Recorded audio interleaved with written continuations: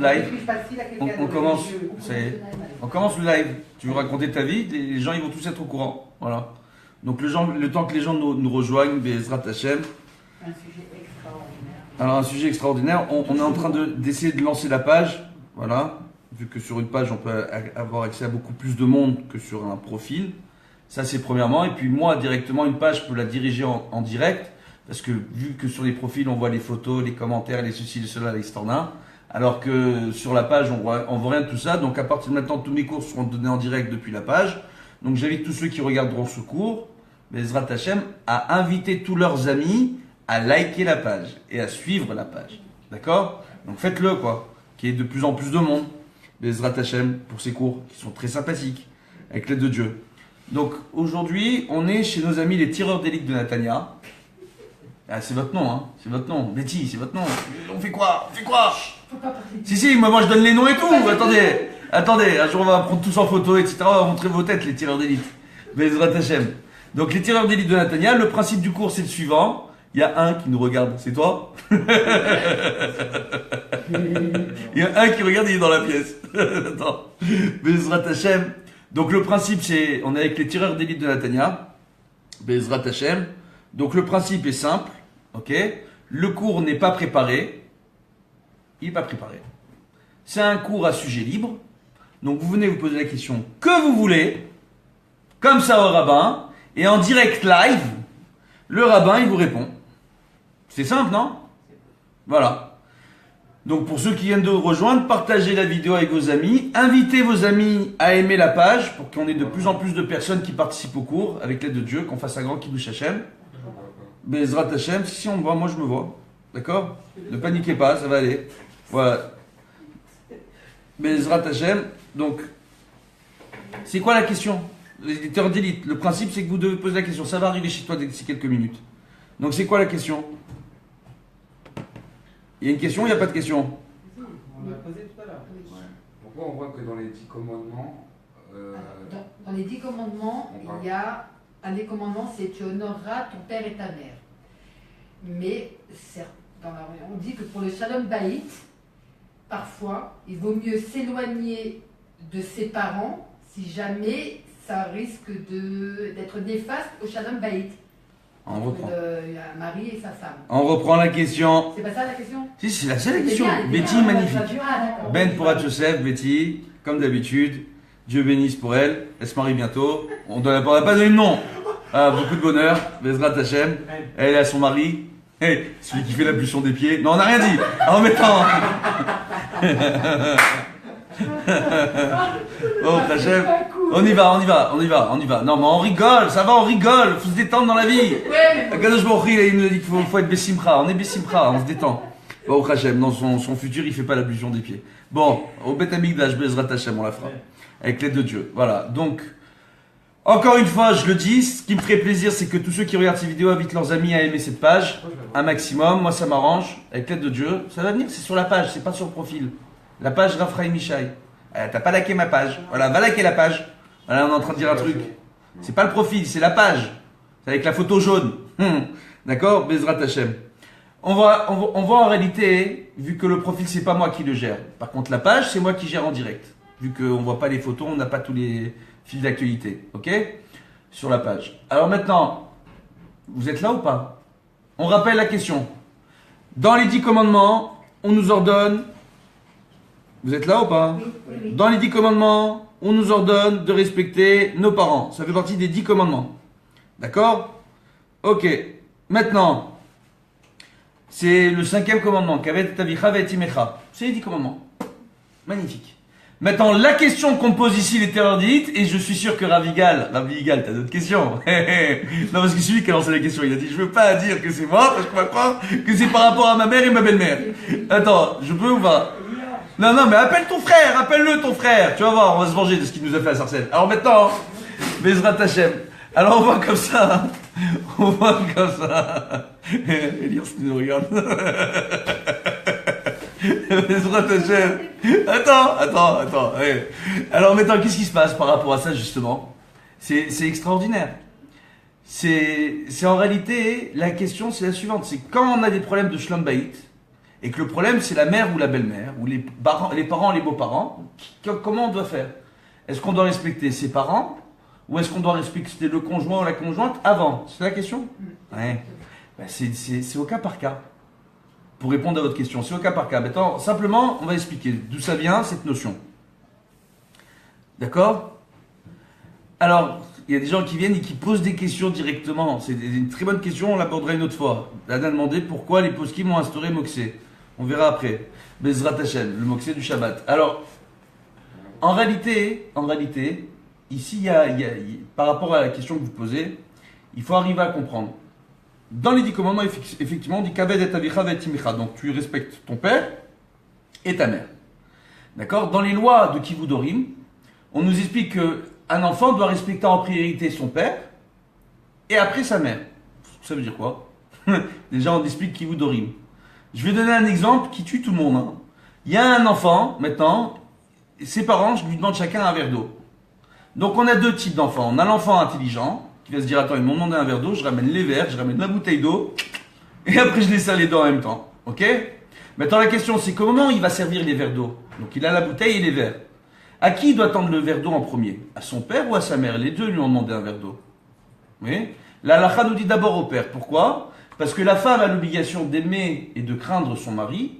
Et ce qui veut dire que si le mari a besoin de quelque chose, la femme a l'obligation de lui donner dans l'instant ce dont il a besoin. Donc lui servir à boire, lui servir à manger, font partie des travaux, entre guillemets, d'accord, que la femme doit faire en permanence, même si elle a des aides à la maison et des employés de maison, etc.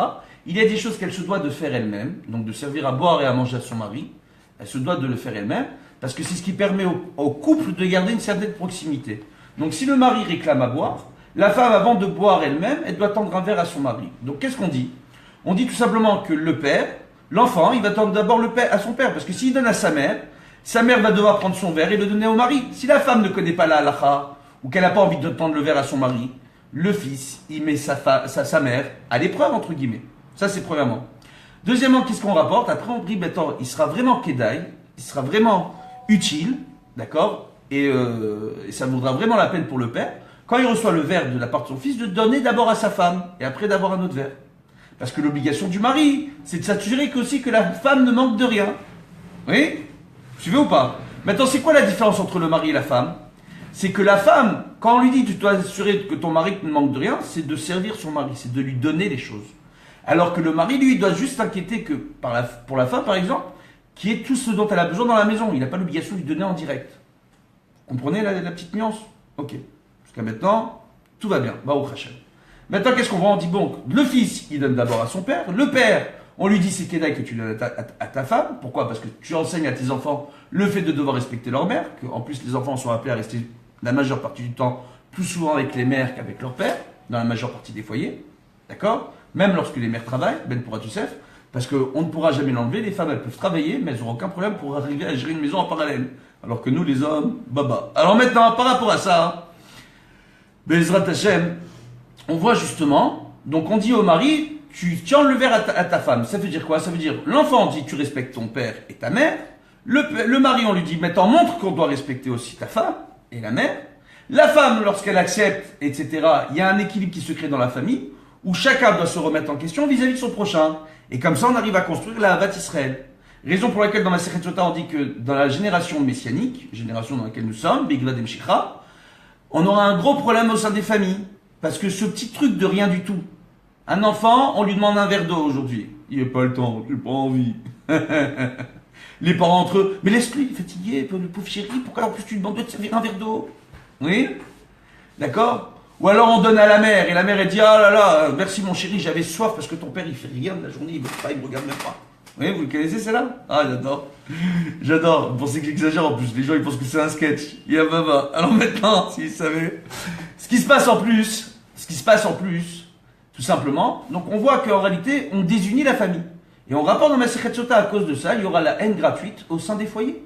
Que le pire ennemi des parents sera l'enfant. Que le pire ennemi de l'enfant seront les parents. Que le pire ennemi du mari sera sa femme. Et que le pire ennemi de la femme sera le mari. Génération, voilà. C'est extraordinaire. Pourquoi? Parce qu'il n'y a pas ce petit ordre-là qui s'instaure. Et pourtant, ça commence de ça, de Kivudorim. Maintenant, qu'est-ce qui se passe lorsqu'on a un couple qui s'entend plus ou moins bien, ils ont des hauts, ils ont des bas, mais des parents ou des beaux-parents qui se mêlent du couple en permanence et qui, au lieu de permettre au couple de faire son shlom bayit, encore une fois, ce que je dis, ce qu'on voit chez la majeure partie des parents et beaux-parents qui ont un certain âge, c'est de se dire, quand il y a une dispute entre les deux jeunes, de dire, écoutez, nous on est là pour vous écouter, on est là pour vous conseiller, on ne fait pas de différence entre l'un et l'autre. Maintenant, si vous voulez vous disputer, c'est chez vous à la maison, c'est pas chez nous ici. Quand vous venez le soir du Seder de Pessah, ou quand vous venez le Shabbat, la famille, ça ne doit pas se transformer en chambre du tribunal, et ça ne doit pas être un jugement de ta femme ou de ton mari en public. Vous suivez ou pas? Maintenant, quand on a des familles où c'est pas ça, on attend de se réunir, où tous les frères et les sœurs, ils vont chacun parler de leur mari et de leur femme, et on fait le compte rendu, et on passe en salle de jugement, les beaux-frères et les belles-sœurs. Et on leur dit c'est comme ça et pas autrement. Qu'est-ce qui se passe dans ces familles-là? C'est extraordinaire le nombre de divorces qu'on peut trouver dans ce type de famille. Ou le nombre de personnes malheureuses qu'on trouve dans ce type de famille. Ils se gâchent la vie. Comment des réunions familiales, ça devient une boule dans le ventre, une angoisse. De se dire que ça va être quoi la nouvelle dispute, ça va être quoi le nouveau sujet de débat. Sur qui on va tomber cette fois-ci? C'est terrible. Donc on voit que si on tombe sur des familles comme ça malheureusement, et en plus de ça, on rajoute encore un paramètre, on parle de jeunes, comme il y en a énormément chez les francophones aujourd'hui, qui font teshuva. Enfin, chez tout le clan d'Israël, il y a une très belle teshuva ces derniers temps. Il y a de plus en plus de Baalei teshuva, d'accord, Baruch Hashem, de gens qui reviennent à la religion, à la Torah et au Mitzvot, ce qui est magnifique. Mais qu'est-ce qui se passe? Des fois, on a des parents et des beaux-parents qui ne sont pas trop religieux. Ouais. Et ils n'acceptent pas trop le fait de dire « Pourquoi mon petit-fils, tu veux pas qu'il aille à la plage mixte? Hein?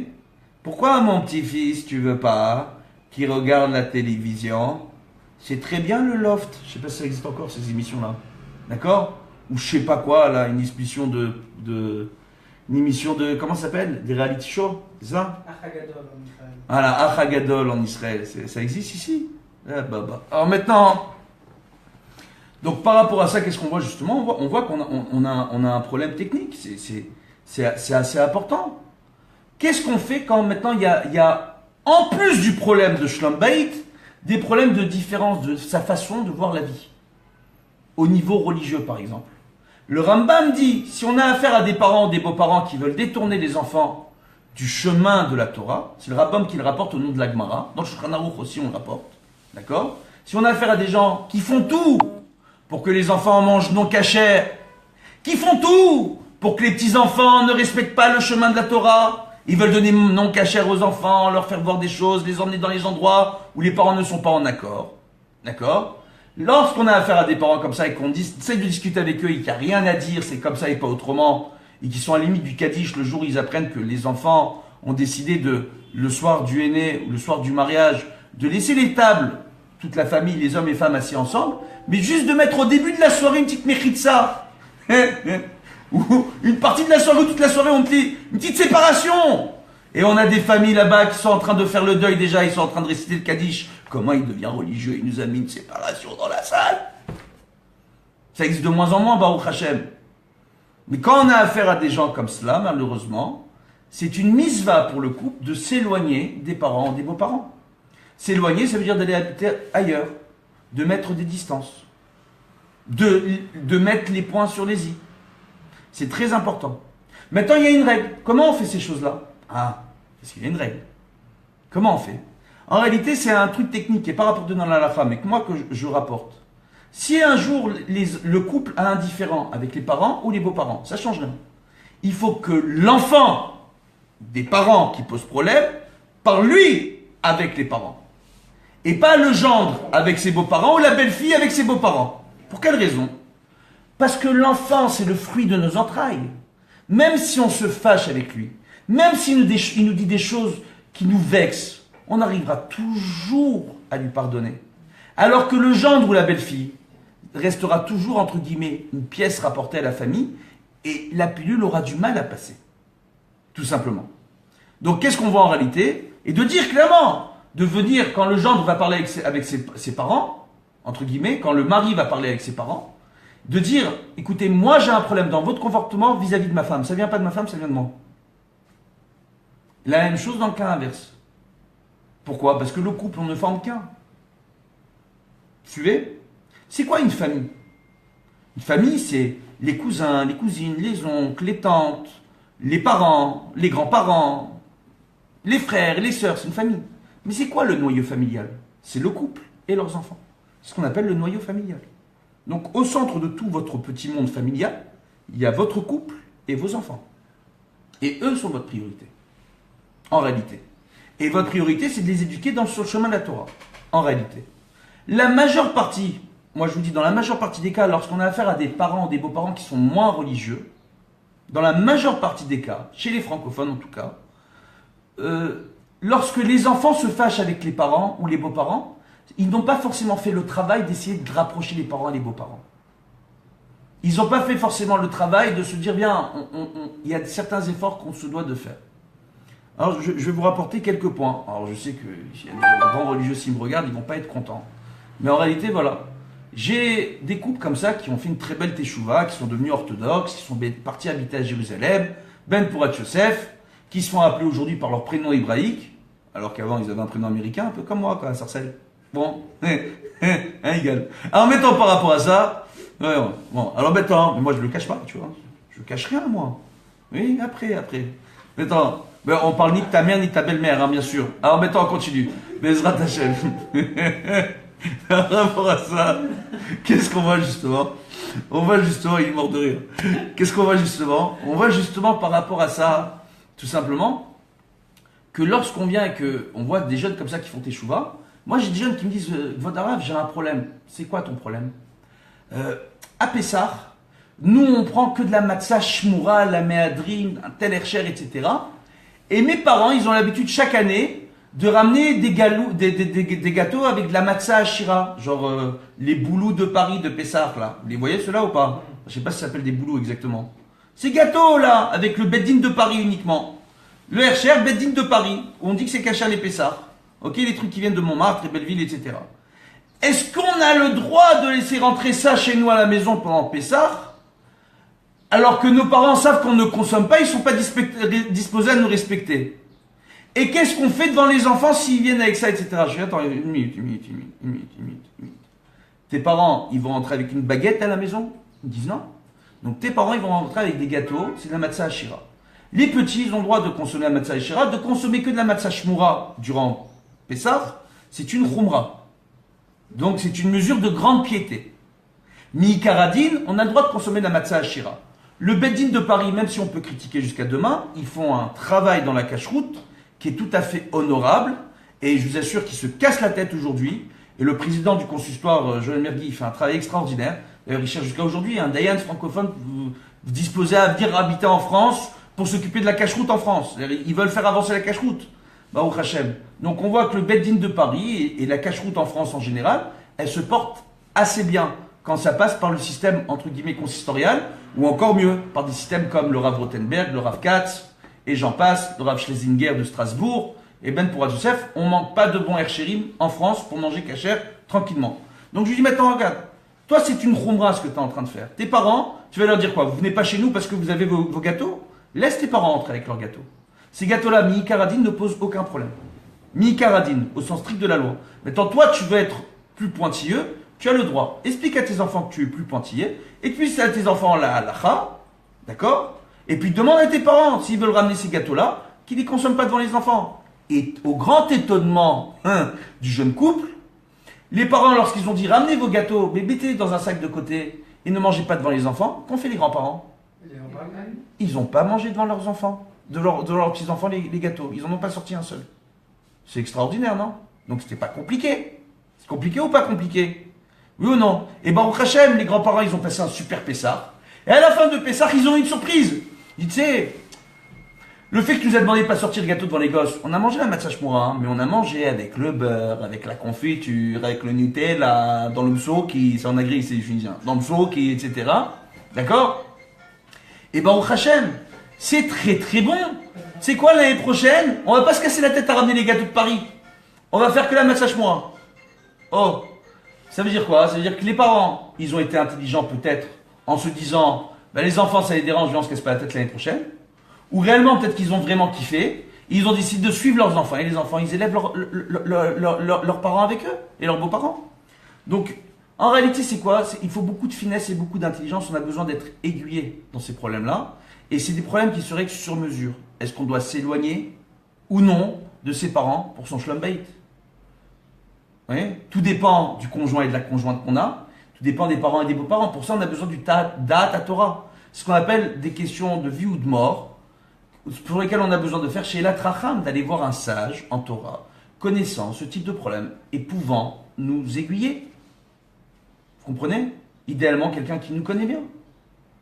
Et d'aller voir le couple, ce rave-là, pour poser cette question.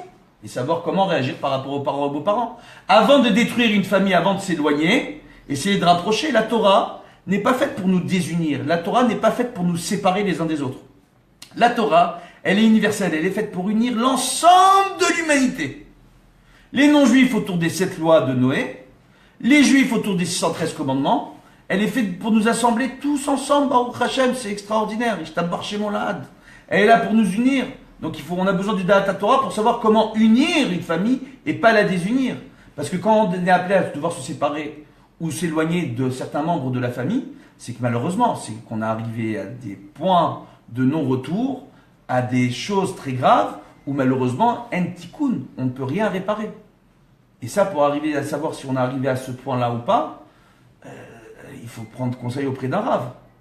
Des fois, c'est pas simplement un grand-père qui a voulu allumer une télévision et mettre un dessin animé à son petit-fils qui peut forcément donner naissance à un clash pareil qu'on dit on vient plus chez vous.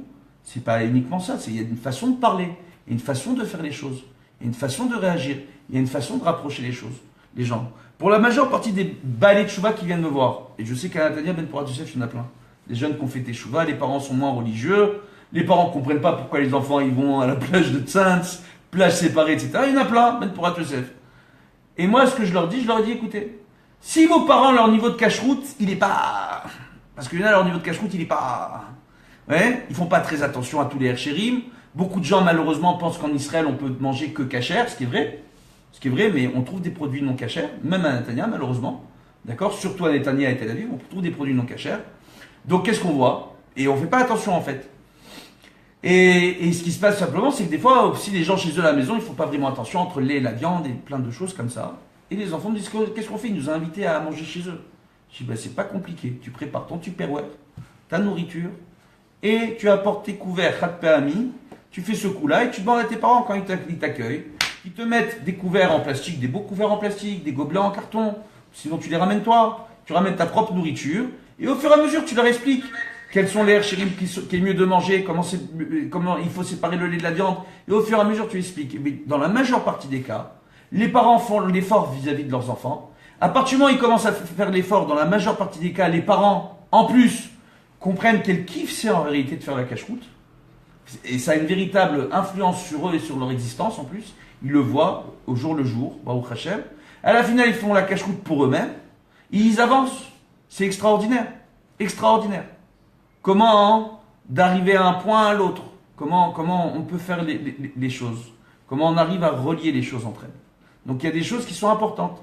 C'est vrai qu'il y a des chumrot qui sont enseignés par certains rabbanim, mais ces chumrot-là ne s'appliquent pas forcément au balai de Tchouva. Je vous donne un autre exemple.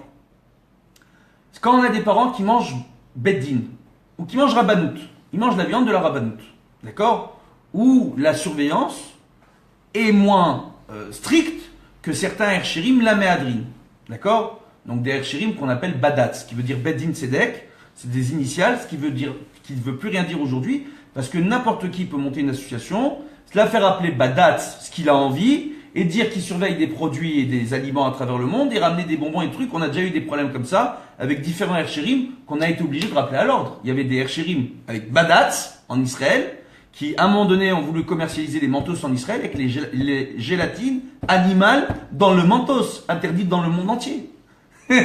Par le consistant de Paris, c'est interdit, mais ce badat en Israël, il a voulu nous les vendre. À une époque. Ça a été réglé aujourd'hui. Ces bonbons-là ne posent plus de problème lorsqu'il y a un écher dessus pour ceux qui mangent ces herchérim-là. Maintenant, qu'est-ce qu'on voit en réalité? On voit justement par rapport à ça que certaines personnes ont leurs parents qui mangent rabbanout.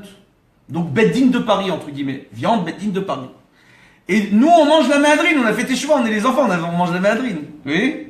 Comment on fait maintenant? Est-ce que je peux manger dans la vaisselle de quelqu'un qui mange beddin? Alors, il y a certains rabbinim, moi j'ai vu faire, hein, qui eux disent, dans les milieux orthodoxes, effectivement, tel hercher je mange pas, je mangerai pas dans la vaisselle de tel hercher. Parce que.